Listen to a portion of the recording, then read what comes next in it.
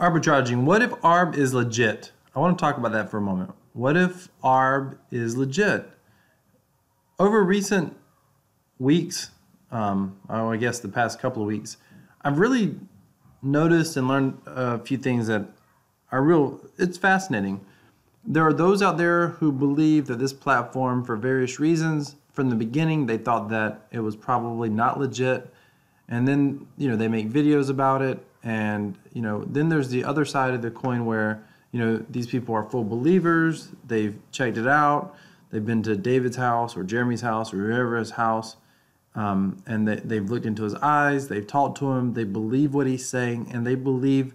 And I've watched people and I've seen chats. And I genuinely believe that there are plenty of people in this space who, in their heart of hearts, even though they've not been able to freely withdraw anything, and if they have gotten withdrawals, it's been few and far between, small amounts, or it's been like, you got to pay like a 50% fee or 25% fee or whatever.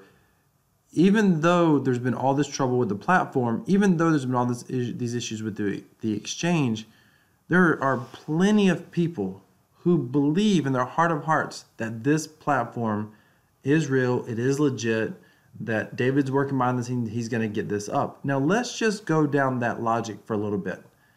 And you need to know that I started out originally, my first gut was like, I don't think that's legit. But, to each his own. Hopefully everyone's okay. Hopefully everyone's safe. And I put out a couple of videos. One of the first videos I put out was here talking about Arb legal trouble. This was one of the first videos I ever put out. And this is a playlist, by the way, that I've done. I've done 5 videos. This would be my 6th video on Arb. And I haven't talked about it a ton.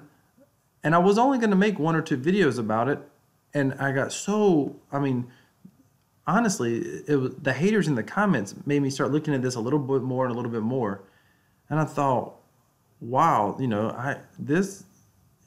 I became less unbiased. Like, you just look at more and more and you're like, oh, this screams potential problems. But I haven't been I can understand how people can, I call it self-censorship or mental censorship. I do understand how people can end up down this road. I've been there. All of us who are new to this space, all of us was 18, 19, 20 years old once. All of us can remember when we first got into our first, investment of any kind. And if you ever got into a bad investment, we all thought it was a good investment. And it's human nature to believe in what you're invested in. It's human nature. So I want to talk about, let's talk about if it is legit. So first of all, I did this one on legal trouble. And what this was about was not that necessarily that Arb per se was in legal trouble. It was more about the legal trouble promoters could be in if Arb was, doing something wrong. And so I made this video. And at the time, the watch time on this video was insane. Like, if you know anything about YouTube analytics, I could not believe how many of these 41 minutes most people watched. It was insane. And I thought, wow, there's people that really want to know about this.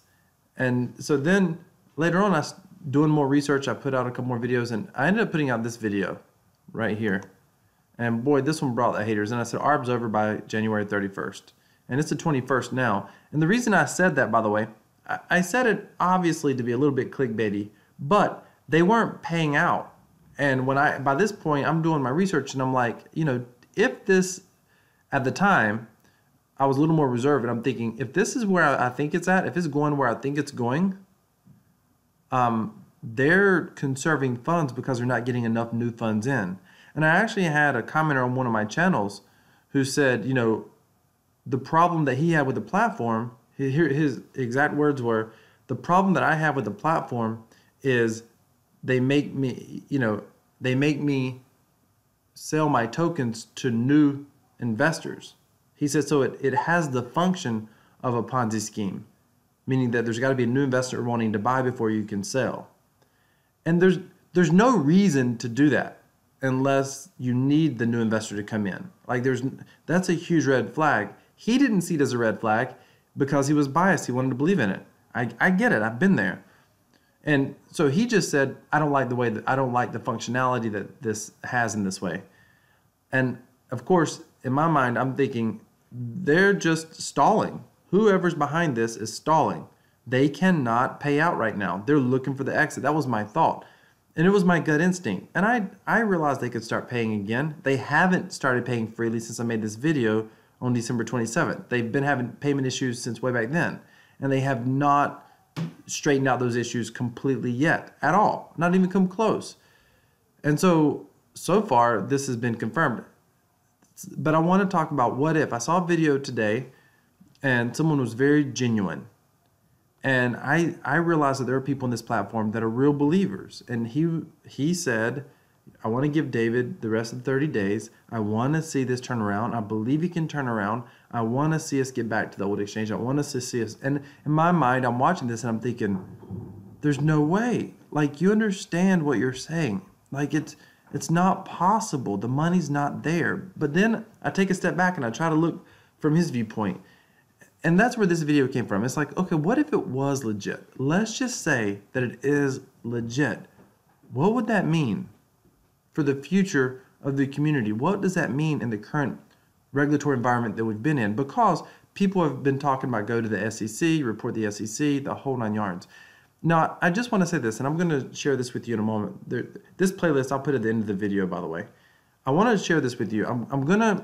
Let's just assume for a moment that arbitraging is, and David proves everyone wrong who doubts him and his genius. Because you do realize, if an arbitraging bot exists, and arbitraging is supposed to be, if you don't know this, it's very difficult, it's very inconsistent, and even high-speed arbitraging bots that do exist, that is a real thing.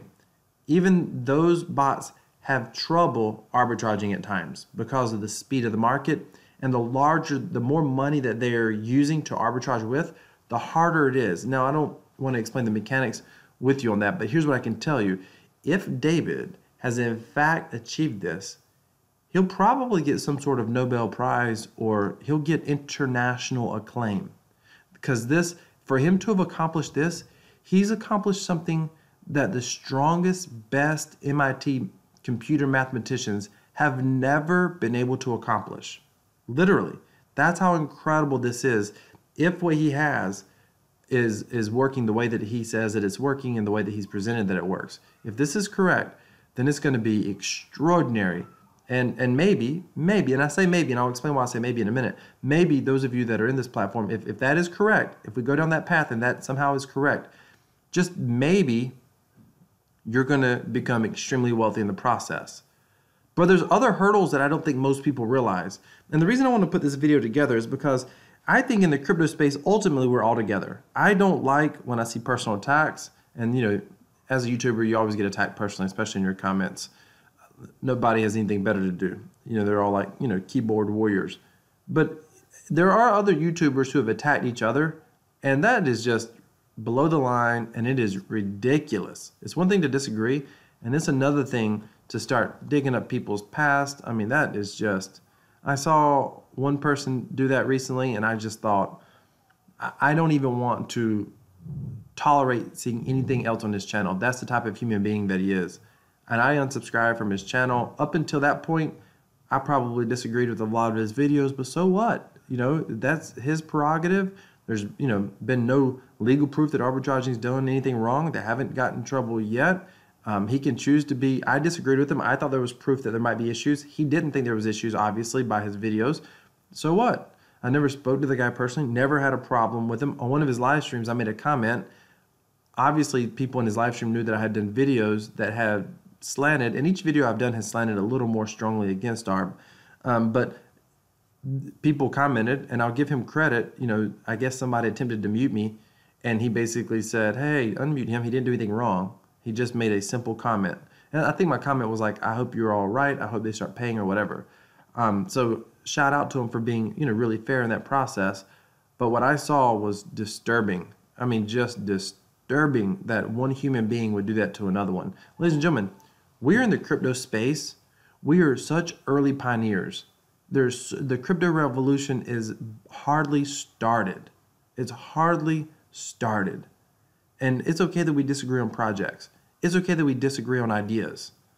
But to take it personal, that's just no space, no industry, no nothing should have to deal with that. Nothing. And the reason I've done this video is because I think that unfortunately in this space, there's a bunch of new people who get excited, but they jump in. The fear of missing out causes people to jump in without fully understanding what the government has already said about platforms and projects similar to SEC. Most people don't realize that the SEC has already come out and given guidelines on projects and platforms similar to this, and in all fairness, they've yet to give out anything really official, I don't believe. I mean, they've kind of gone back and forth, but you can recognize by the guidelines as regulations come down what projects are going to run into potential problems. And take this as a bit of education. I don't think most people are aware of this yet. So let's talk about this for a moment. If arbitraging is legit, if they're legit, let's look at what the SEC says. So this was done December 11th, 2017. It says cryptocurrencies and ICOs. Now, the cryptocurrency and ICO markets have grown rapidly. These markets, local, national, international, include an ever-broadening range of products and participants. They also present investors and other market participants with many questions, some new and some old, but in new form, including to list just a few. Oh, they also present, investors and other market participants with many questions. So here's some of the kind of the guidelines that they're talking about. Is the product legal? Is it subject to regulation, including rules designed to protect investors? Does the product comply with the rules? Is the offering legal? Are these offering and products licensed to do so? Are the trading markets fair? Can those prices be manipulated? Can I sell when I want to? Are there substantial risk or theft or loss, including from hacking? To answer these and other important questions often require an in-depth analysis, and the answers will differ depending on many factors. The statement provides my general view on cryptocurrency and ICO markets and is directed principally at two groups: Main Street investors and market professionals. Considerations for Main Street investors. A number of concerns have been raised regarding the cryptocurrency and ICO markets, including that as they are currently operating, there is substantially less investor protection than in our traditional securities markets, with correspondingly greater opportunities for fraud and manipulation. This is a key word here, manipulation. Investors should understand that to date, no initial coin offers have been registered with the SEC. No initial coin offers. U.S. citizens are not supposed to, even if the coin offering says that they're based out of Singapore and they'll sell you coins, you're not supposed to be participating in initial coin offerings. And the most legit projects that have teams that are working on compliance, they don't allow U.S. investors to buy into their coins. The SEC also has not to date approved for listing or trading any exchange-traded funds, holding currencies or other assets related to cryptocurrencies. If any person tells you otherwise, be especially wary. We have issued investor alerts, bulletins, and statement on initial coin offers and cryptocurrency-related investments, including with respect to the marketing of certain offerings and investments by celebrities and others. This is something that promoters have to be careful for. Please take a moment to read this. If you choose to invest in these products, please ask questions and demand clear answers. A list of sample questions may be helpful is attached. With any of these types of potential investments, if a promoter guarantees a return, if an opportunity sounds too good to be true, or if you're pressured to act quickly, please exercise extreme caution and please be aware that your investment may be lost. Please also recognize that these markets span notional borders and that significant trading may occur on systems and platforms outside the United States. Your investment funds may quickly travel overseas without your knowledge. As a result, risk can be amplified, including the risk that market regulators, such as the SEC, may not be able to effectively pursue bad actors or recover funds. All right, let's come down here to, here we go.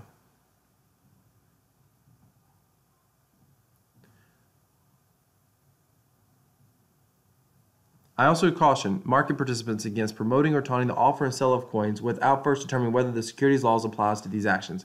Selling securities generally requires a license, and experience shows that excessive taunting is thinly traded, and volatile markets can be indicator of scalping, pump and dump, and other manipulating of frauds. This has already been talked about in the arbitraging community. Similarly, I also caution that those who operate systems and platforms that effect or facilitate transactions in those products, that they may be operating unregistered exchanges or broker-dealers that are in violation of Securities Exchange Act. So here's the issue. Is arbitraging operating like a security? This is the big issue. Is it operating as a security? Does the token, what the token accomplishes, is it necessary for the arbitraging bot to exist? I would argue probably not. So therefore, why does the token exist? I mean, you can arbitrage on cryptocurrencies without having a bot to do so. So why does the token exist? And this is the question. Is the coin or token a security? As security law practitioners know well, the answer depends on the facts. For example, a token that represents a participation interest in a Book of the Month club may not implicate our security laws and may well be an efficient way for the club's operators to fund the future acquisition of books and facilitate the distribution of those books to token holders. In contrast, many token offerings appear to have gone beyond this construct and are more, I'm not even going to try to pronounce that word, similar to interest in a yet-to-be-built publishing house with authors' books. Okay. It is especially troubling when promoters of these offerings emphasize the secondary market trading potential of these tokens. Prospective purchasers are sold on the potential for tokens to increase in value with the ability to lock in these increases by reselling the tokens on a secondary market, or to otherwise profit from the token based on the effort of others, right here. These are key hallmarks of security offerings. So anytime that there's a chance to earn an interest on someone else's trading activities, this is treated like a token. It is treated like a dividend earning stock. That's how it looks currently from my perspective. And I get that if you're in this, that self-censorship is strong. I understand that. But it's important for you to understand, even if arbitraging is a legitimate platform, they run the risk of being seen as a security. You buy into it, the price goes up, you sell it. The other issue is you earn a return off of trading activities. That is the problem. And smart contracts, which I like smart contracts, I'm a fan of them, they potentially down the road may run into regulatory issues as well. The difference is they're not being manually changed and traded, and you're not earning from the profits. This is a lot like you buying into a hedge fund or a private partnership trading group, and that's something most people aren't aware of. But you can buy into a share of a private partnership trading group. They trade, they earn profits, and those get distributed based off the amount of the pool that you own. However, average people like you and me, you have to be an accredited investor. Accredited investors have to have like annual incomes, I think, of like $250,000 a year. You have to have like $1 million net worth. It's not me, and it's probably not you. So we wouldn't even be allowed to be a part of those pools. However, even those pools typically have to go through SE regulation. Here's what I'm getting at. There is no way, at the very least, if arbitraging was going to exist, David Peterson, whoever's creating the Abot, whoever's promoting this thing, someone along the way probably should be licensed potentially. There is so much potential for regulatory issues in this space. I mean, and right now, there's a lot of reports about people going to the SEC, et cetera, et cetera. I'm not a fan of the SEC getting involved in anything. I'm not a fan of the SEC getting centralized authorities getting involved into something. But when people get hurt because of potential manipulation, they're going to do their research. And it's going to be, even if this platform is legit. Now, don't get me wrong. I literally don't think that it is. And I think there's too many overwhelming evidence. There's too many questions. I don't think that it is. But I know that some of you do believe in it. I could be wrong. You could be right. I don't think I'm wrong. I think the evidence now that's out there and the lack of evidence for the Abot's existence, I don't think that I'm wrong. The fact that the business license is fraudulent, literally, there's no other word to use there. It was a fraudulent business license on the website. That doesn't make any sense to me. I mean, for me, because I'm not one of those people who chase down Etherscan, for me, it's all the circumstantial evidence that points to where there's smoke, there's probably fire. But even if we all get fooled, and as an investor, you're in early, and this thing somehow turns around and it explodes, there are potential legitimate regulatory issues that you, as an investor, you're going to face. Yes, you're right. You're not going to face as much problem as David Peterson, Jeremy, whoever he is. But as an investor, you're going to face some potential issues. No question. At the very best case scenario, your investments could be frozen. There's so much drama that can happen. I mean, it's definitely, even if it's legit, there's so much risk in this platform potentially. No telling what the SEC decides. But if the SEC is getting involved, and I don't think there's any doubt at all that regulatory agencies are currently right now looking at this. None at all. And what I find interesting is I've not heard this David Peterson guy, and I don't watch all the videos or anything, but I've not heard any talk about him acquiring a law firm. I haven't heard the law firm talk about regulatory issues, why he doesn't have a lawyer, give him faith to his investors if he is building this business and he's compliant. Why isn't any of that happening? I think it's because things aren't on the up and up. I think that's the issue, potentially. But it's really hard to say. Again, that's just another piece of the circumstantial evidence. Here, ladies and gentlemen, here's what I'll tell you. If you're in this platform, be careful, proceed with caution. And for future preference, if you're going to join anything in the cryptocurrency space, always make certain that you're part of something that has a use case on the blockchain, meaning that, and it's verifiable on the blockchain. At least know that you can see transactions and it makes sense. You fully understand what those transactions are. And it's a safe bet to avoid anything that offers a daily return. It's a safe bet. One of these days, we all may be proven wrong, and there's going to become something out there. I get it. But I've followed over the years so many different YouTubers. They go from one platform to the next, to the next, to the next, and they all get scammed. I've never seen anyone not get scammed in a platform that offered a daily return. Never. Not even once. Not even once. And the one time that I tried it thinking, I don't know, maybe, just maybe, yeah, that was wrong too. So ladies and gentlemen, please be careful. You can disagree with my video. It's totally okay. I'm thankful that you're a part of this crypto revolution. I know some of you need this money. Some of you need to get money out of this platform. And hopefully, for your sake, withdrawals will resume soon. But if they don't, just in the future, please be more careful. At the end of this video, you can go ahead and watch my playlist on arbitraging, the videos that I've done. Hit that subscribe button down below. Give me a thumbs up or give me a thumbs down. I often get very mixed reviews on these videos, but I appreciate all of your interaction and I appreciate your comments. And it's okay if you fully disagree with me. But here's what I want to ask you. If you disagree with me about arbitraging, if you would leave a comment in the video and tell me what it is that you've seen that caused you to believe that this platform is still real and it gives you faith that it's going to turn around. I don't mean that you have money in it and you're just hoping you get it back.